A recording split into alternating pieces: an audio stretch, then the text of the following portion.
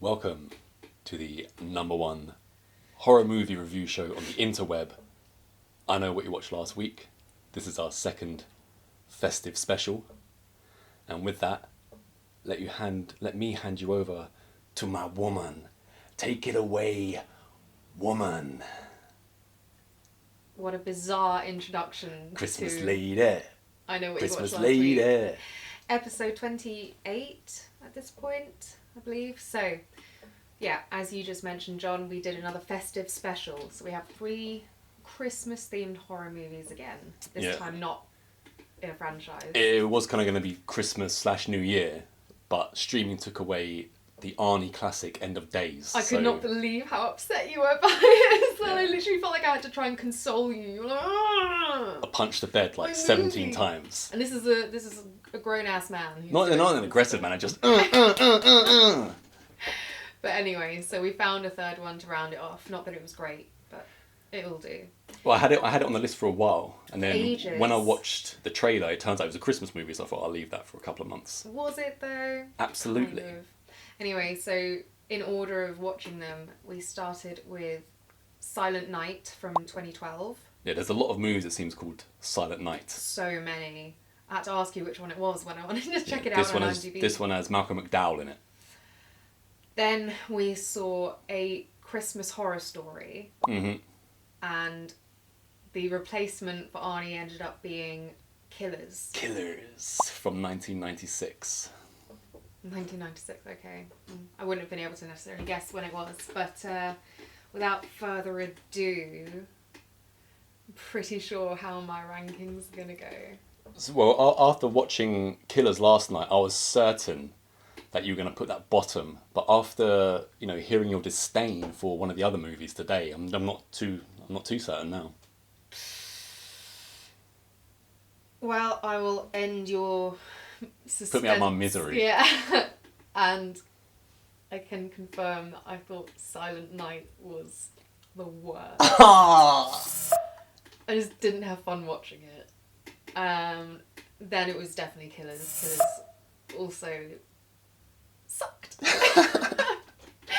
And surprisingly by quite a while, because even though I thought the movie was quite bad at many points, but I would really want to watch A Christmas Horror Story again. I feel like there was so much there that it's quite enjoyable as a yearly thing.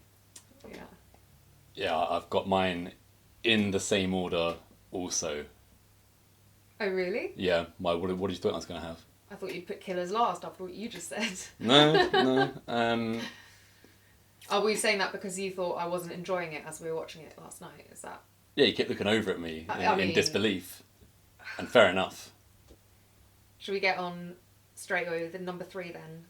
Silent Night. Silent Night, which is 2012. I didn't know this before we watched it, is a remake of Silent Night, Deadly Night from the 80s. Yeah. I haven't actually seen the 80s one, I don't think. Yeah.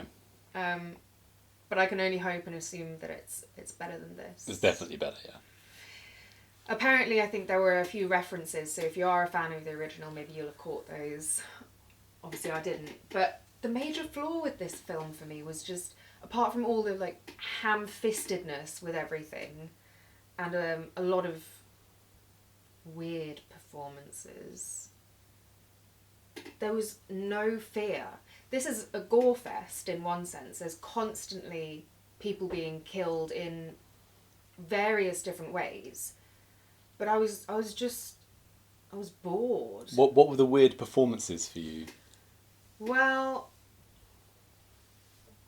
I wasn't sure about Malcolm McDowell actually in this. Well, Malcolm McDowell, for at least the last 25 years, he's just Malcolm McDowell. Yeah. He plays... It doesn't matter if he's an agent in Entourage. It doesn't matter if he's in things, 31 with Rob Zombie, where he's dressed as an aristocrat. It doesn't matter if he's a cop in this. He just has the same facial hair. He also couldn't decide what his accent was, I don't He has think. the same voice Yeah. and just the same performance. And there's just loads of weird character moments. I'm trying to... Yeah, I don't know. What did you think anyway whilst I didn't despise it as much as you seem to. It was kind of inoffensive to me. there are certain parts where I just thought this is what it was. There are a lot of things in the movie where I like the idea. Yeah. So I like the idea of a well-endowed woman being put into a wood chipper. I like the idea of a adult film set being interrupted by Santa and him putting an axe in someone's crotch and all this kind of stuff. And I like the idea of a surly Santa played by Donald Logue, who was probably my favourite thing in the movie. But it was all just executed badly. There was no tension somehow. I don't know how they managed to do that with all the deaths.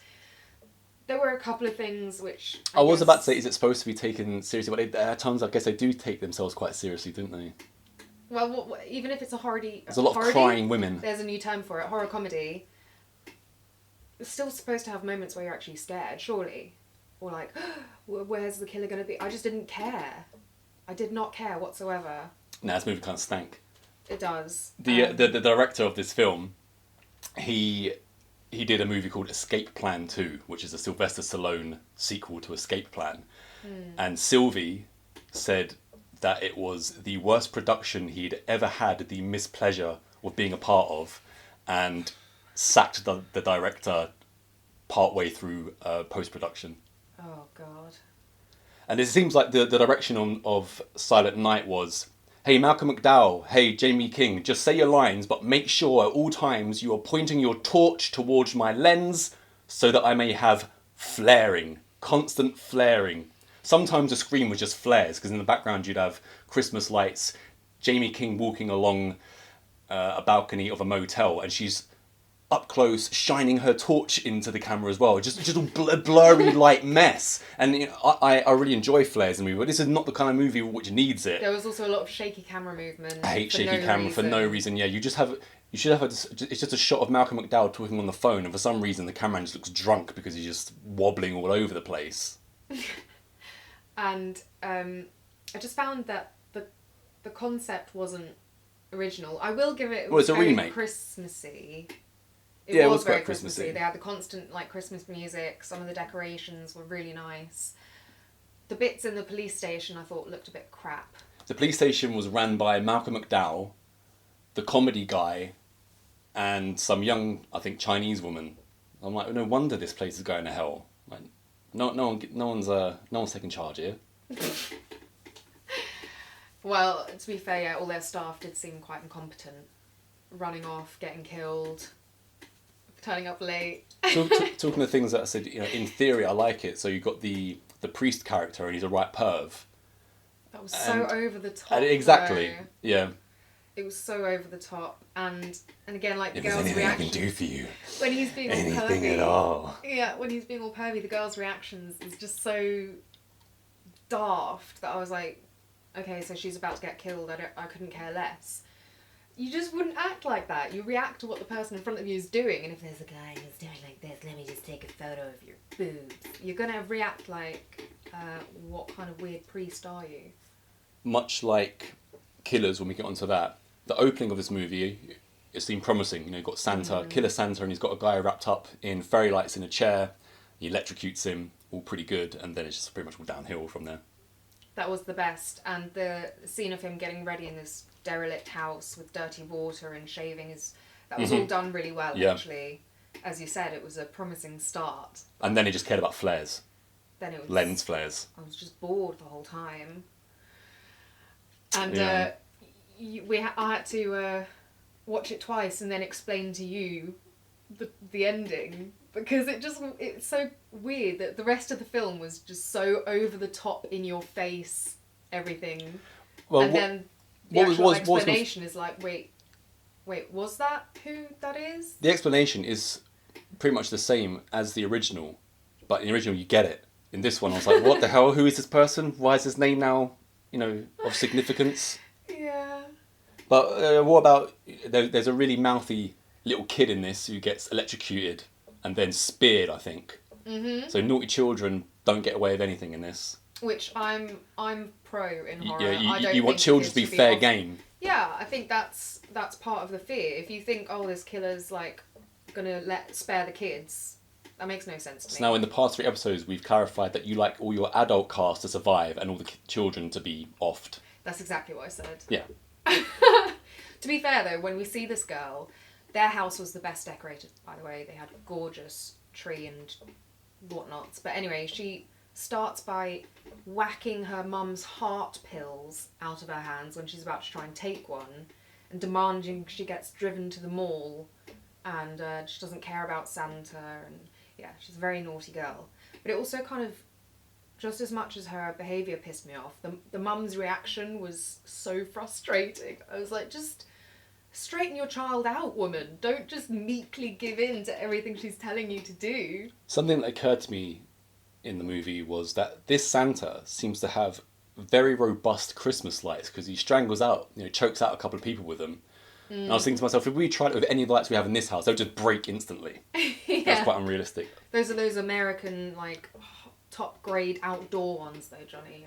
You can hang off them, apparently, according to a lot of Christmas movies, when you fall off the roof. I won't be testing that.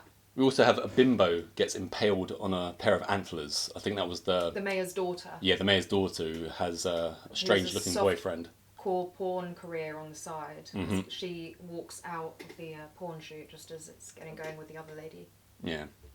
So we'd mentioned that Donald Logue is a surly Santa, as in all the kids come to sit on his lap, and he tells them, you ain't going to get nothing for Christmas and your parents hate you and things like this.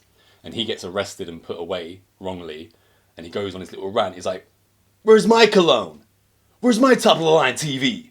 Where's my cable channels? Where's my cashmere sweater? I was like, I think he's missed what Christmas is actually all about, which is the birth of the Beat Jeebus. Oh, the Beat Jeebus. I was going to say Baby Jesus, and I just went Jeebus. Jeebus. Well... And he gets knuckle dusted. I was just thinking about Santa. It, because his performance, especially when they've got him in the holding cell, another holding cell, by the way, and he's talking through the bars, saying all this stuff you just mentioned, I think... So his performance came off really weird to me in that as well. But thinking about it, I think it might have been the way it was shot was not very favourable to support. Because I think he was going for something quite intense. And our female lead, the cop, she is reacting like, she's welling up and like, how can this be? But it's filmed with no intensity whatsoever. You say that you think that Donald Logue Santa's supposed to be giving an intense speech at this time. Now, where's my sweater? And stuff like this. But did you notice that when he was saying this, he was kind of like gyrating? This is what I'm saying. He was. Where's my sweater?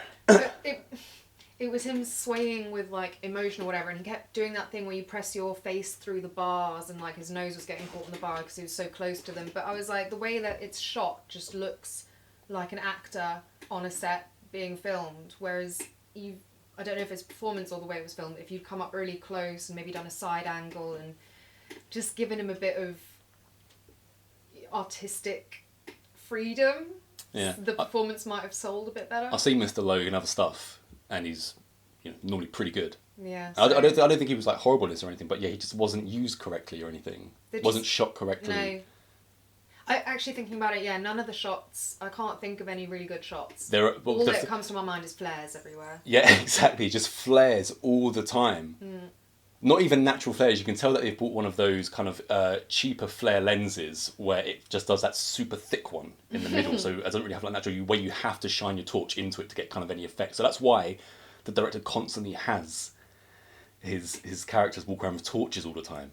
Make sure you shine your torch into my lens. I just got to the bottom of the notes of this movie, and I started reading some really cool stuff. I was like, wait, when's all this happened? Then I realised, oh no, that's actually some notes for Heathen Part 2. So. Yeah. What a disappointment. Yeah. There are, again, things that in theory I like. Santa Claus with a flamethrower, things like this. All the ideas were quite good. Yeah, and there were, if you love gore and you like Christmas stuff, it's a good one to have on in the background, I would say, because it feels very festive, and you're pretty much guaranteed to see a kill every time you come back into the room. But for a sit-down enjoyment thing, it just does not have it for me whatsoever. Yeah, it's just a bit dull. Dull and uninteresting. Yeah, stick to the original, I'd say. Lots of different killing methods. Yeah. The axe, or whatever that, like, scythe or something that the porn director gets to the crotch was... Might just be a pickaxe, possibly. It's probably my favourite. Yeah, a pickaxe to the crotch is always fun. And the death by crotch theme continues. It does continue, yeah. In the next one. Yeah. So pretty much done with Silent Night. Bottom of the barrel for both of us. Which was kind of a hard thing to do after witnessing our number 2 movie, Killers. Once again, opened really promisingly. Yeah, It I had was excited. wonderful lighting, really nice cinematography, violence of the 2 main guys blowing away their parents with shotguns. And after that, Lord in Heaven. A big technical thing for me in this was the audio. At one point in particular, we actually had to go back and turn subtitles on to understand what the dialogue was. And I found we didn't put the subtitles on again after that one section, but there were still moments in it where I wasn't quite sure what was being said, Yeah. and that's a flaw in the sound. It's a flaw somewhat, but I think it can be forgiven. It's a lot of the reason why this is number 2 for me, ahead of Silent Night. So Silent Night had a budget of $5 million. Killers had a budget of $100,000. Which That's is nothing. really impressive. And a lot of the guys, like the director, the writer, editor, they all did a lot of jobs. I noticed that one of the producers, I think, was maybe doing the sound mixing and things like this. I'm not saying it's a great movie or anything, but there were some good bits. So I said originally that I did enjoy a lot of the lighting, things like this. I enjoyed the cinematography. There were bits where they were lighting candles and things like of that nature. And I thought that looks really cool, but then they overdid it. They just kept doing it. And then the editing got pretty poor. So, I agree. But the thing is, with we haven't even got into the cinematography- story yet, which was just nonsensical. Well, but the thing with the cinematography for me was because I don't normally pick up that much on cinematography as much as you do, but in this one it really struck me, and that's kind of a bad thing because I saw what they were doing and I saw what they were going for, and I really liked where they were going, but like you said, there was almost too much, and it felt like that thing when these guys, like, it's so, I can't believe they did it on 100,000, to be honest. That's really impressive. It is impressive. Really impressive. And one of the killer guys is also one of the script writers and one of the producers. Yeah.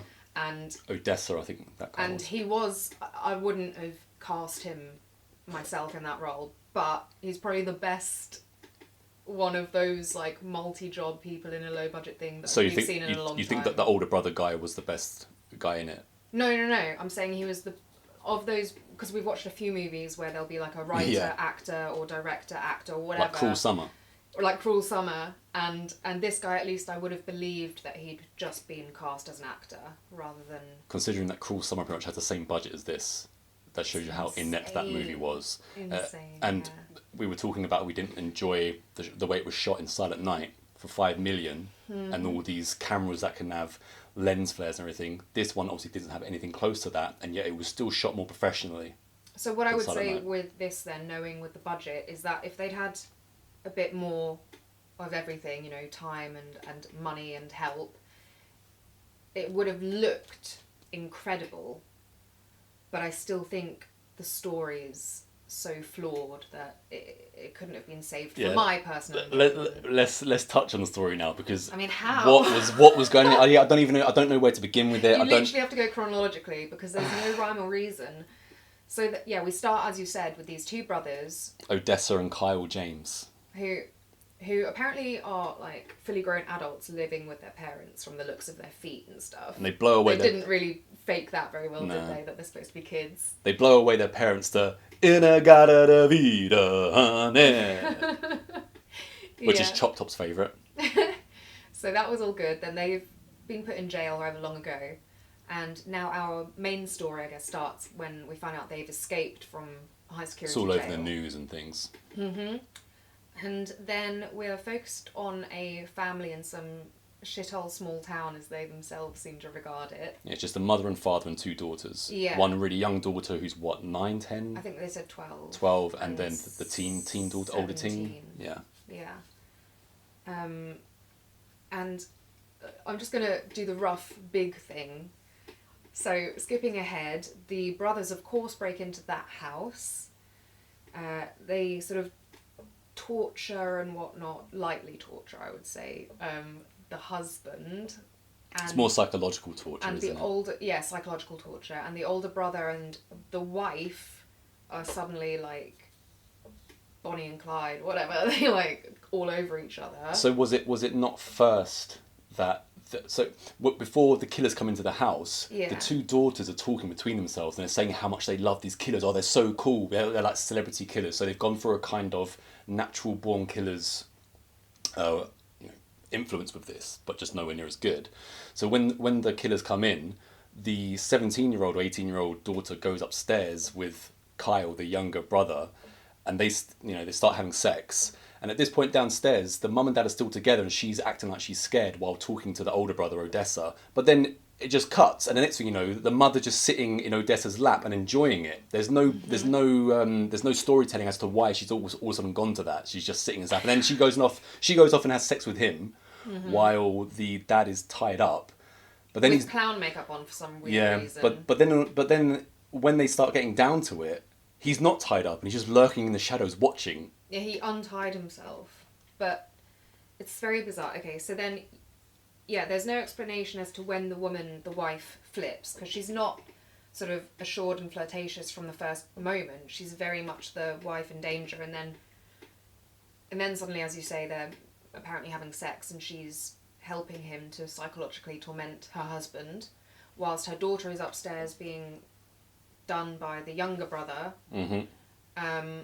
And the youngest daughter is coming and asking for autographs from these killers. And then the killer takes her Adam West autograph. And scrunches it up. Yeah, I don't know what they got against Adam West. So then we think, okay, maybe the woman is just a wrong'un. And what happens? Like a policewoman is after them. Well, a neighbour knocks on the door and raises the alarm that the two killers are in the neighbourhood. They're in the house, so the mother answers the door to the neighbour. Neighbour's in hysterics. Oh, is everyone okay? Da, da, da. And the mother shoos her off, but she won't go away. So then Odessa comes out and blows her away with his gun. Then they go back inside, and at this point now we get the whole cop angle. So there are cops now coming to the town to try and apprehend these two. But jumping ahead a little bit, the cops who you think are there to save them, especially the lady cop, she ends up in cahoots with Odessa at some point as well. And just on a note on the cops, there's a dude cop, and at one point he's reading out the rap sheet of the two brothers, and it just goes on forever. He's like, misdemeanor, da-da-da, case dismissed. No, that wasn't their rap sheet. That was the wife's rap sheet. Oh, the wife's rap sheet. Okay. Yeah. Either way, that just went on forever. And then it said like the husband is a well-medalled war vet. Yeah, he's been in Nam. And no record. And the wife is a massively like criminal history person, all dismissed. But then you're led to believe, I think, that just the wife is a wrong'un. But then we find out apparently this whole family is insane, and they've got a whole bloody like dungeon city underneath their house. The cops finally get into the house and they find the dad, and I'm not sure if he's still tied up or if he's just sitting there in the chair. It's still in the funny makeup, and he's like, "Well, he's doing his nails. My daughter's upstairs having sex with Kyle, and my wife is out there having sex with Odessa, and." Everyone's enjoying themselves. And this is where the movie took a turn. So you're like, oh, what's going on now? And it just turns out the family's mental. And then talking about the bad editing, Odessa and one of the girls, they go into the bathroom when the cops arrive. And then out the bathroom, they go into like what is a jail. And it turns out they call it a dungeon underneath the house. Yeah, the little girl leaves Odessa. She's like in the shower, pops her head out. And he follows her, and you just see him walk sideways into the shower and walk out the other side of a wall, essentially into this dimly lit dungeon thing filled with dwellers, they were called in the credits. But who the hell were they? Yeah, what were they doing there? There's no explanation. Where did the face paint come from for the two brothers to paint their faces at the end as well? Yeah, that was in my mind as well. And what the hell is Bob? Yeah, how did Bob come about? I mean, we know Bob is one of their kids or whatever, the couple, not the brothers. But he looks like a younger version of Grandpa from the Texas Chainsaw Massacre with longer hair. And he wants to have sex with Kyle, but he won't force him either. He's like trying to feed him baby food and apples and stuff, and he gets really sad whenever anything's mentioned that he, isn't desirable. It's so strange, but that's all somewhat explained. The dwellers, though, are just Monster baffled. Bob feeding an apple to Kyle with Tudor music playing, as best I can describe it. And so this monster thing, also, is it the two brothers that find that shrine, you will honour thy father? And it's just pictures of the dad everywhere. It turns out that the dad has been having sex with his daughters because the teen daughter ends up, berating Kyle for being a lousy lay. She's like, Daddy's much better. And they actually made reference to it earlier as well when the wife Yeah. is like, "Oh, I'm too tired for sex. Why don't you hop so-and-so's still into awake?" Yeah. daughter's bed, and it wasn't, there wasn't anything said about it. It was just like, and the way that it came about, the tone almost didn't shift. It was just like, let's shoot this, let's shoot this, let's shoot this, and just merge it all together. And another thing on the sex scenes, when Kyle is having sex with the older daughter upstairs, and she's aware that he's a murderer, and she's in awe of him and all this, and she asks him, do you want to do it again? And he's like, I'm kind of hungry, why don't you make me some dinner? And then that's when she gets offended. She's like, doesn't care about the killing and all this, but as soon as the dude tells her to make her dinner, she won't have it. Yeah, well, that makes sense to what kind of family they are. But it's just, it feels like they had a ton of ideas and couldn't decide. So they just went with everything, and they were probably like, oh my god, this is so cool, like there's so much happening, which... I also feel like what was happening? They were trying to be profound, but it was just kind of dumb. Yeah, because the killer's go off these kind of long speeches about nothing. Yeah, I'm pretty sure this was another one where there were moments where I was just like, this is so annoying. And talking about how the family are kind of almost pansexual.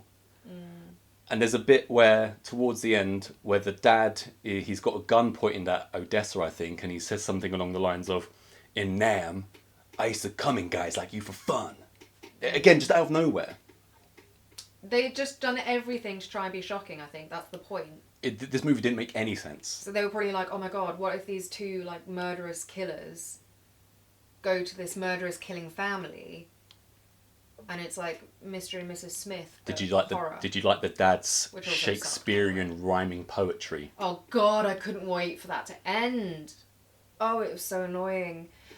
I didn't really like the dad's performance, just in general. I didn't like it when he was being a nice guy. I thought he did quite well when he was a bad guy. He did better as a bad guy, definitely. But there was... Well, actually, maybe looking back at it, that's the point. He was a bit off the whole time, but... It's also worth mentioning that a lot of, if not all of the main characters and all of the actors, they don't actually have an acting career. They've been in like 2 or 3 things up to about the year 2000, and that's it. They don't even have any like photographs on the actee websites and things like this. And then of course we get the mum shot up the vagina. Oh, it is the mum. Yeah. Is it the mum? Mm-hmm. Oh, okay. For some reason I thought it was the teenage daughter, but then I just remember because she was such a terrible person, she has to go in such a terrible way. So it goes up through her nether regions, up through her head. Yeah. Again, cool idea. There are a lot of cool ideas in this movie. And there's a lot of stuff that I really admire for it being so low budget, but it just does not come together in any way. Yeah, it needed... I think it's that thing, when you're that kind of filmmaker, it's not like you get to make a movie all the time whenever you want. So you get this one chance, you've raised this money, and you've got these people together and you just want to get everything out of it. But it kind of does you a disservice. It's like when people have a tiny role and they think, oh, I need to like really do something big to be noticed, but sometimes that can ruin it. And you tell the writer and director have tried to go down the kind of Tony Scott, Quentin Tarantino, David Fincher route and make it that classic 90s style. And it does have elements of that with the lighting and things, which I enjoyed. But it's just so much of it. So much of the rest of it was just what the hell. I've never seen as well on it's like a review website. It just has across the board equal numbers of 1 out of 10, 2 out of 10, 3 out of 10, all the way up to 10. So people are loving this movie, people are just middling this movie, people are hating this movie. It's just, I don't think people can make sense of it. No. I certainly couldn't make much sense of it. No. Weirdly enough, I would almost watch it again. I wouldn't watch Silent Night again. I'd watch this one more time just to try and wrap my head around certain things, to see if there are little cues anywhere, to see if something's coming, but it all just, I think, is just so random. But that was my problem with it, because I was trying to think back, and I was just thinking... I don't think it would make sense the way they react to stuff early on. It is trying too hard to trick you into thinking these are all good, normal people, because it just, the way they're acting earlier and later, it doesn't make sense together. It's something I wouldn't normally notice, but I did notice in this, and I briefly mentioned it, the editing let it down. Hardcore. Like, that was one of the worst But again, I think one of the guys who's maybe doing like part of the score as well. So there's a lot of people doing a lot of the job. So you can't be like too harsh on them and stuff. You can kind of be harsh on the story. Honestly, there's no way I would have thought that this was $100,000 movie until we saw the credits. The cinematography and things like this showed me, and the way it was shot showed me once again that yes, I can absolutely do Heathen on a lower budget. Even though Heathen will lay waste to this movie, Heathen will lay waste to pretty much any horror movie of the past. God knows how long. I'm gonna kill it. You're gonna kill it. Heathen's just gonna destroy everything. But I still just got a respect a low budget. Like, so when you consider it compared to freaking Cruel Summer, which was just an abomination. And looks like it cost more like $30. It's better than a lot of super high budget things. Way better. We've reviewed. Absolutely. This week, this film wasn't offensively bad. There were a lot of moments where I rolled my eyes and looked at you like, what the hell is going on? Where's this come from? Why is this happening? Why is this guy stepped out of a bathroom into a dungeon? Why is the guy rhyming all of like it was just so strange. But I like strange. I'd rather rewatch A Christmas Horror Story. Yeah, I think we've pretty much said everything we can about Killers, and this doesn't happen to me a lot. I was really surprised at how much I enjoyed A Christmas Horror Story. I think it executed a lot amazingly well. So this is one of those movies where you have 4 different stories going on, that all connected somehow by people who know each other or whatever. Yeah, but the difference with this one was, and I want to. With the 4 stories, instead of just having here's the first story, here's the second story, they'll just do the opening of the first story, then the opening of the second story, and so forth till we get to the 4th one, then back to the first one. So we jump from each story now and again to the point where I thought they were all going to intertwine and be connected, but they weren't. They were just 4 separate stories. No, not really. They were connected. How?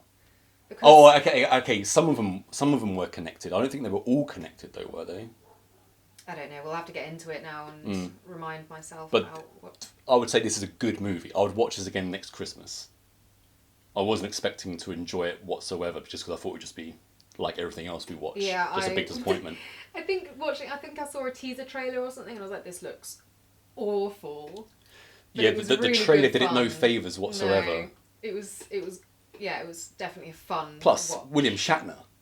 Brilliant. Yeah, William Shatner was the radio DJ. Every time he was on screen, it was absolutely great. Yeah. He's, getting slowly more and more drunk as the night progresses. And he's doing his radio show and he's pouring himself some eggnog and he's got his co-host Stormin Norman across from him. And William Shatner's all jovial about Christmas and he asks Stormin Norman about it. And then Stormin Norman holds up a piece of paper saying, F Christmas. And William Shatner says something along the lines of, Jesus saw that. And you know who else? His daddy.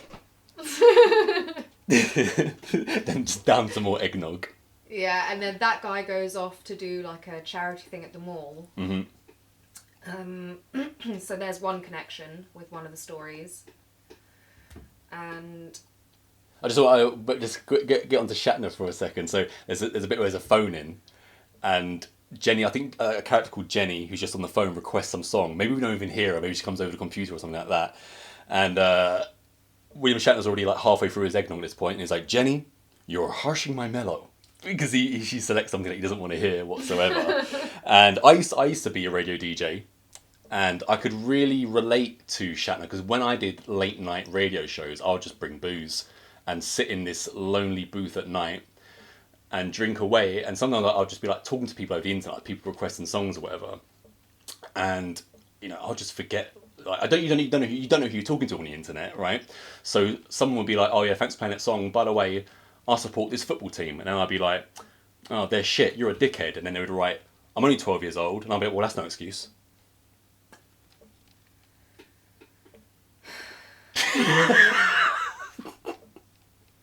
So yeah.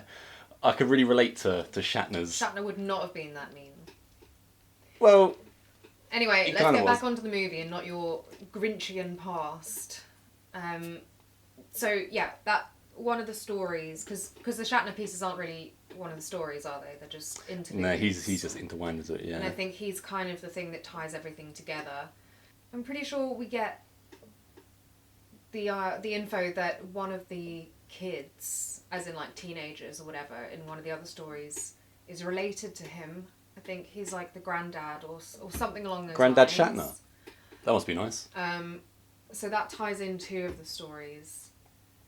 And See- then one of the girls from this group of friends who have their story, she has her own story with her family. Well, the movie opens with the battle-scarred Santa. It shows Santa at the end of his story, and then it says something like, 12 hours before, doesn't it? Something like this. Well, it makes you think Santa's a bad guy, Yeah. murdering innocents. Or what the hell's going on? He's covered in But- blood and stuff. But it starts in the real world, as in like Shatner and his radio show, and then we see a couple of other things. Then it goes to the North Pole with, fiction North Pole with Santa and Mrs. Claus and all the elves running around. So at that point, I thought, what they're going to do here is we're going to have real world intermingled with this North Pole world, and it's all going to combine together, which it wasn't.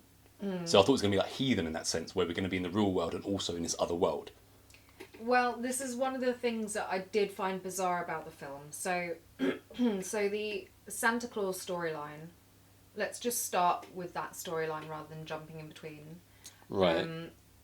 So yeah, Santa Claus, it seems that the Krampus has infiltrated some kind of slow spreading poison to the personalities of like the elves and Yeah, little Shiny.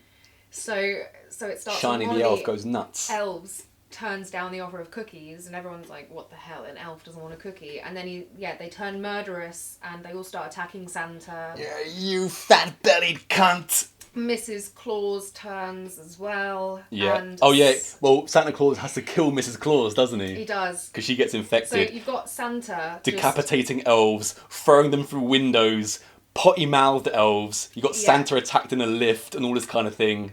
It's just mental. It's bizarre, and fun. crazy. Really liked it. Yeah, The guy that plays Santa was really that badass Santa was really cool as he well. was really good. Because you've seen a million like badass Santas, killer Santas, whatever. This is the best one for me. Yeah, I like the emotion he brought to it. He was great. He really was. So that was a really fun segment. But it turns out with that one,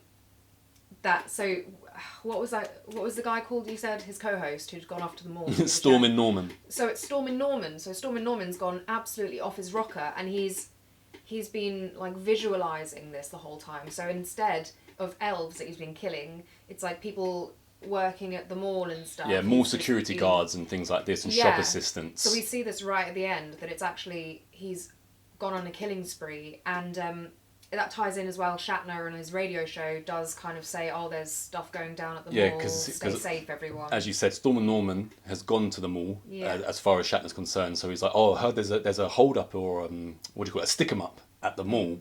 And he's like, Norman, if you could just check in with us, let us know you're all right. And when we find out at the end that it's actually Stormin' Norman who's just had enough of Christmas and gone absolutely mental, I'm actually on the fence on that whole thing. The fact that, because I loved the Santa story so much that it could have just existed by itself in the North Pole. Like Santa's been, run riot by his infected elves. So when it came to be that it was just a real guy having a breakdown and imagine himself as Santa killing all these other people.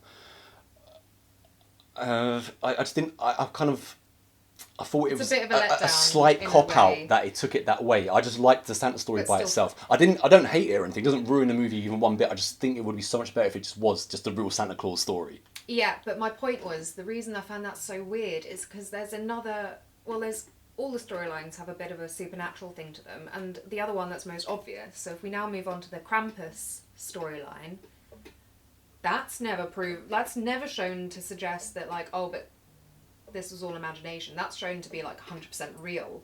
This Krampus gene runs through this family, and they can take on the form of Krampus. At first I thought they were going to see their grandma, but it's not their grandma, is it? It's the great aunt or something like that. She's not very happy about them being there. She's like, don't touch that! Don't touch that demon statue! German. And the kid breaks the Krampus statue. And annoys the guy that she lives with. And she's like, get your family out of here! So they all have to leave, and they obviously break down in the snow when they're driving back home, and they end up walking through a forest, and the dad gets injured. He gets scorpioned, as in Scorpion from Mortal Kombat, where a long hook thing comes out and grabs him. Get over here! And the dad is injured, and the son gets taken, even though his dad has just told him, son, the Krampus is a load of German bullshit. I like that. And the family get to a church minus their son Duncan, and there's something out there. It's the Krampus going absolutely mental. I thought they did the Krampus really well as well. Yeah, the Krampus was a cool creature in this. Yeah, because you can go so easily like just it looks silly or whatever, but they did it really well. When the dad's injured in the church, they have like this weird family confession, don't they? Yeah, well, they think that the Krampus only comes for you if you're, evil or bad or whatever. So if you confess your sins in church, you'll be clean. And then at one point, so it turns out that that's not the case. Krampus can come into the church and get you no matter what. But there's a bit where the daughter and the mum are hiding in the confessional booth, and this long ass tongue comes rising up from under the door and goes around them, and that was so grim. Yeah, the Krampus's giant tongue kills the mum. And in the end, it's only the daughter who's gotten away, and she's managed to get herself back to her auntie's house or whatever it is. Yeah, daughter runs back to the old lady's house. Yeah. And we get a "Merry Christmas, motherfucker" moment. Yeah, but you've skipped ahead a tiny bit because she gets back there, realises, so the aunt or whoever she is fills her in a bit like, we've got a Krampus gene. Yeah, because there's a guy who lives in the house, Gerhardt. Gerhardt. He's out there as Krampus. And then the daughter realises, well, you know all this, you sent us out of your house so that you'd be safe and the Krampus would be distracted with us. And then, of course, she gets mad and the aunt's been bad, so the daughter turns into Krampus and kills her. Yeah, because she's got the evil spirit inside her, right? Yeah, that's what I said, the evil gene. And the guy, Gerhardt, we first notice him and he's outside and he's sawing some wood, like a big tree. And instantly I recognised him because I've seen him in so many... He's an English actor. His name is Julian Richings.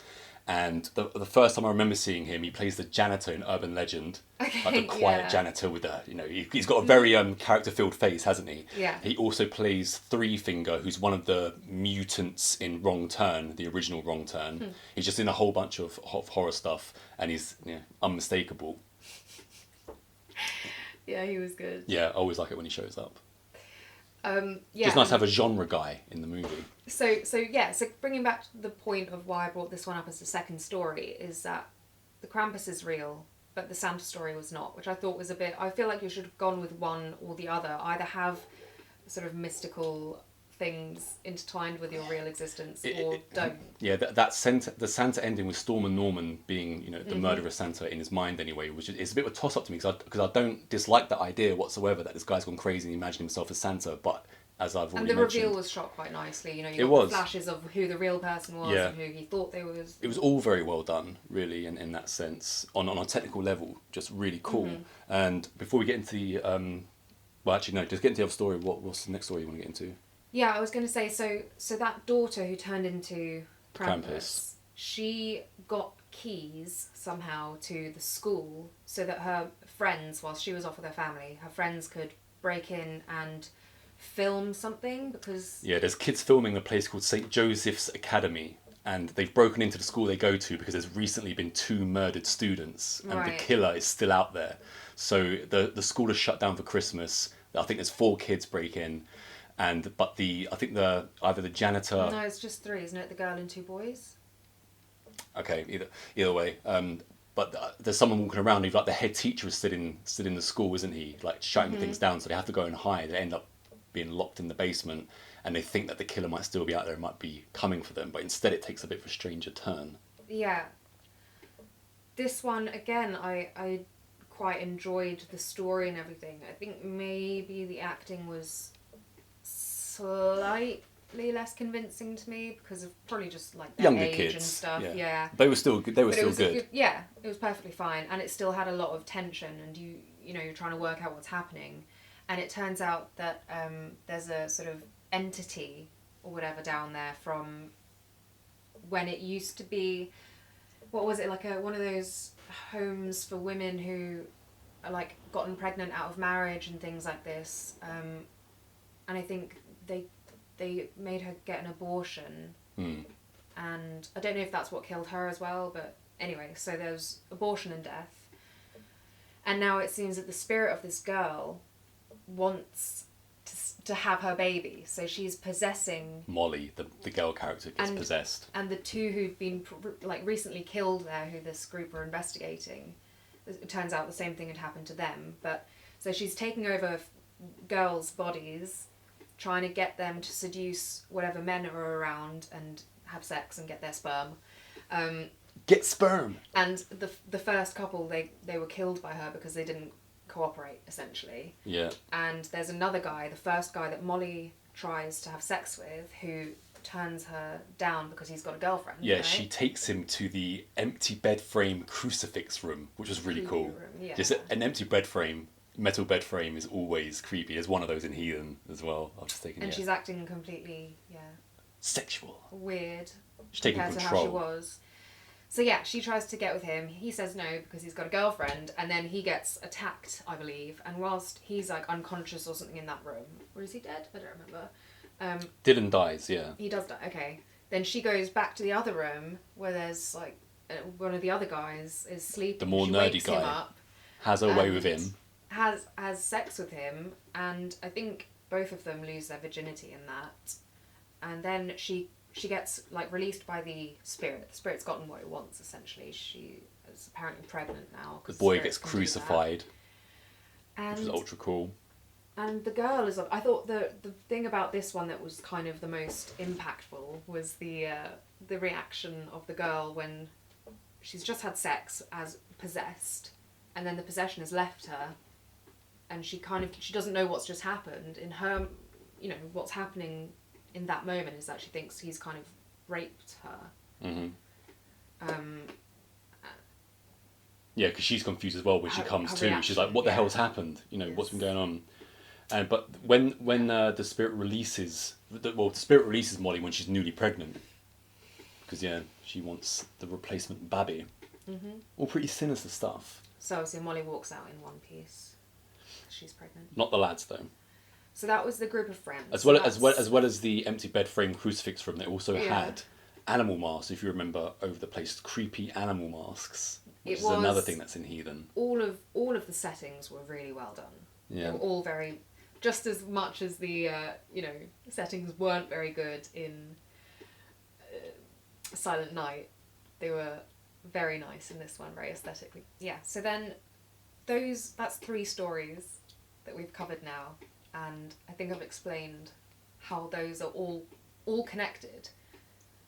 The only thing is with the 4th story, I'm really struggling to think how that ties in. I wasn't even aware that it all did tie in these tiny little ways, and especially with this story, the Changeling story. But when we go from the real world to, the North Pole, I found it quite jarring the first time we saw the North Pole. Mm-hmm. And that's when I thought, they're going to intermingle worlds here. And obviously it wasn't a thing. That's why I thought it was just 4 separate stories. But clearly it wasn't, because the Santa thing isn't real. Mm-hmm. It's obviously Mr. Storm and Norman. Yeah. But anyway, the last story is a guy called Officer Scott, and he's got a young kid and a wife. And they go out and they jump a gate on private property to go and steal the Christmas tree. And as they're off getting this Christmas tree, they're dragging it back, but then the kid goes missing. Yeah. And they find him in the stump of a tree, and he comes out and he's all silent, isn't he? He doesn't really talk. Yeah, he's weird. Yeah. Completely different. And they take him back home, and he's not responding to anything what Officer Scott is saying to him. Actually, I do know how it's connected now, because Officer Scott, at the beginning, the kids are watching him on an iPad of him going through the school, as in officer footage, right. Body cam footage, okay, and so that was incredibly well done as well. Okay, so there you go. So they do all tie in. And so once his kid Willis or Will has been brought home, Daddy Scott, Officer Scott, starts shouting at him because he's becoming frustrated with his kid not talking and things like this, and the kids' faces were brilliant. Like he looked at his father with all these almost like, "What are you talking about?" Willis looks. Yeah, no, he was actually, I didn't even notice it because it was so well done. Do you remember the kid munching spaghetti? Yes, I do, vividly. His performance was absolutely fantastic, yeah. You start to notice something is wrong, and it's not just like a shock thing, because he seems to have an unending appetite. He's just eating and eating and eating. He's not responding, he's not smiley and happy like he was before. And then when his dad tries to take the spaghetti away from him, he stabs his dad with the fork through the hand and then just keeps on eating. Mm-hmm. And he ends up being sent to his room. And we start to get an idea here as well. I don't really know why they brought this in, but it was just a subplot, which seemed to be that the dad, who's this policeman, has a bit of a temper or a temper a or short whatever you want to fuse. call it. Yeah, he's a disciplinarian, isn't he? Because he takes off his belt at one point and whips the kid, and that's when the mum tells him to get the hell out of the house. Yeah. And I think maybe they used this, actually, now I've just realised why they might have done it, because it's a distraction for the mum as to why the kid is acting so weird, because the kid is clearly not her kid, right? But because she's so busy, like, worrying over him and, like, shooing the dad away or whatever, it's more of a reason why she doesn't notice it straight away. And it's not until she gets a phone call.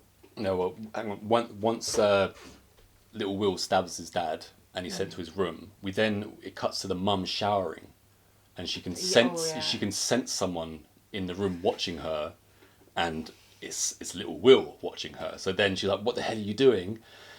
So she sends him away again to bed. This time he goes to bed, but she also goes to bed, and she sends Officer Scott downstairs. She doesn't want to be around him because he's been a bit harsh. Or I think she turns him down, possibly for sex, something like this, because then we see her moaning she's like mid-sleep, she's half asleep, and then we see her, moaning and breathing heavily, and she's like really enjoying it, and all of a sudden the hand comes out the sheet, and it's the kid's hand. Oh, it just grossed me out so much. Yeah. Absolutely fantastic. Oh, yeah. So we've got little perv kid. There's something wrong. Like, I don't know if by this point we already know it's like a demon kind we of do thing. Because straight after that we get his reflection of his eyes. They turn yellow or something like this. We realise that he's like this little demon kid. Or I think you even see like his demonic form or something. It's not just yellow eyes in his regular face. They also mention that he doesn't need to have you. Don't you find it strange that he hasn't had to use his inhalers he's got back from the forest and all this? So it's all going wrong. It ends up the dad is then found with, I think, his hand cut off, and he's wrapped up classically in Christmas lights by the tree. But then the mum gets a phone call from the guy whose land they've stolen the tree from, and she thinks that he's going to have a go at her for stealing the tree, but instead he warns her that that child is not your child, it's something else, and you have to get that thing out of your house and bring him back to my land, and hopefully the changeling will give your kid back. Doesn't believe him, obviously, but until all this stuff happens, because that was a bit earlier on in the story. Until the stuff mentions after her husband is killed, she's like 100% okay, yeah, I need to get this kid out, and obviously she needs to try and pretend to it that it's still safe. And she can't spook the little changeling, otherwise it's gonna off her too. And out of all the stories, I think this was my favourite story, but the end was a letdown. It was rushed because she gets the kid back to the land, and she starts talking to the landowner, who's he's lied to her. He's basically making no promises. Mm-hmm. So I think she shoots him dead, and then the little evil changeling thing is out, reveals itself, and she begs for her kid back. The changeling thing goes into the tree, and then her kid just comes out, and it's like happy days. It was just a very abrupt ending, and the whole sequence of that story I thought was just really. I just enjoyed everything about it. Yeah, and then the ending was so abrupt and unfinished. I mean, I like that she got her kid back. Well, I'm not saying I dislike that she got the kid back. I just think it needed more of a climax ending. It was just, the kid's back now. But I think I did understand kind of what was happening, because it seemed that this landowner guy essentially was like a slave driver or tyrant to these little changeling things, because you see them all play around, and he like kicks it and is like abusive to it when he gets it back, and he's obviously not a nice guy because he doesn't care about her getting her son back either. He just wanted his changeling. Well, his land is infested with changeling. He's got other things to think about. Well, he seems pretty in charge of them. So then when she kills him, the changelings all seem to be pretty pleased with that. They're like, oh, we're free now. Like, they don't say anything, they don't talk. That's what I was getting from it. And I think that's why they were like... So, to me, the storyline was almost that the changelings themselves aren't as bad as the guy. Like, they're kind of following their nature, even though it's not good for us, but they still have, like, some goodness in them, whereas he was just a bad guy. And that was a little yin and yang for our Asian friends. You know who you are. Just Oh, pop that Mr. in there from Shatner. Shatner again. Yep. Yeah, great film. Would watch again. It really was good, and it turns out that there were three different directors on the film, and the film is set in a place called Bailey Downs, which is a fictional town, and it's also the place where a movies called Ginger Snaps is set. And the guys that did this, they've all been involved with Ginger Snaps. I know you haven't seen Oh, that. I see. Okay. Yeah, and one of them also produced the remake of Black Christmas. One of them, The good one. the 2006 top-notch one. He also produced a movie called Splice, which was really bizarre and cool. I know you haven't seen any of these. We will now. And there was another one. I think one of them edited like Saw 4. So they've been involved in like quite a lot of big franchise stuff and just ultra cool movies like Splice and Black Christmas and Ginger Snaps. Kind of like just lower budget stuff, which always stood out to me. So yeah, when I saw that, I was like, oh, no wonder I enjoyed this so much with the people involved. Something's just come to me as well, randomly, because you were saying that you didn't know at the beginning of this that the four were connected, right? And funnily enough, for me, it was the other way around. I didn't really see this as a 4-story movie, because I saw like... I've seen it completely. It's just 4 separate tales. Yeah, whereas I saw it as like, oh, No, because why... the connections aren't that strong. They are still 4 complete. It's 4 different tales, even though Well, they're, it just seemed they're it to slightly me because intertwined. like 2 of them, like all the teenager ones, like you see them all together, and then the one goes off for her Krampus thing, and the others go off to their school thing. But like they're all together, so I was expecting Whether it to come all whether together you again. prefer it to be connected in your mind or not, what was really great about this, there wasn't one story where I was like, oh, That was a letdown. I don't want to go back to this one. Can we just get rid of this one now? They were all they were all great. interesting. I do have a least favorite. I won't mention it, but they were all good. So I can only think of another one where they had good stories for all of them. That was a movie called Trick or Treat, which has really cool. It's a really cool Halloween movie and just little intertwining tales. But this one had all top notch stuff and Shatner to top it all off as well. I'm just glad there's another festive horror film that is actually good. Exactly, yeah, because most of them are pretty poor. Oh, and one quick thing again, going back now to Killers for a second, is that even though this was set, the killings happen on Christmas Eve, and I think the current thing is Christmas Eve, and they mention Christmas every now and then, like, oh yeah, what a rad time to kill someone, Christmas Eve. But apart from that, I mean, there was like one fairy light sighting and like no Christmas music. So to me, that doesn't really hit the mark of a Christmas horror. Yeah. Whereas the other 2 were all the way Christmas. Mm-hmm. Yeah, fair enough. Should have been Arnie. Should have been End of Days. We also, when the credits start to roll as well, we get William Shatner in the credits, kind of like ad-libbing. Oh, he's so and it funny. just brings a smile to your face, kind of thing. And once again, when I was on the radio, I was living in, one of the party central places in the world.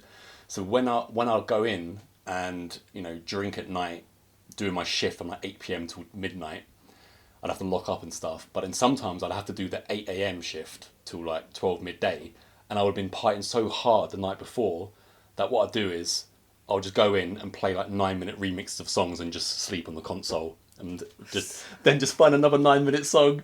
And how the tables have turned, because now I am the king of sobriety and you are the substance-addled chooch. I'm not putting that in there, by the way. Putting what in there? I'm clean cut, Johnny. Right. Well, I am the king of sobriety. And you are the queen of sobriety. Even though it's New Year's Eve tomorrow, so I won't be sober then. But yeah, I've done the past few of these inebriated, to say the least. Midday, and today I'm not. It's a rare thing. I have more raw egotism and confidence and stuff like that when I am like this way. And also just watching all these horror movies just confirms to me that I'm going to completely lay waste to everything. And also I've been writing Heathen 2 recently, actually physically writing it down rather than having it's all worked out. But I had to stop after like 6 pages. It was so good I couldn't handle it. I had to walk out the room. I was just like trembling. I was like, it's gonna be amazing.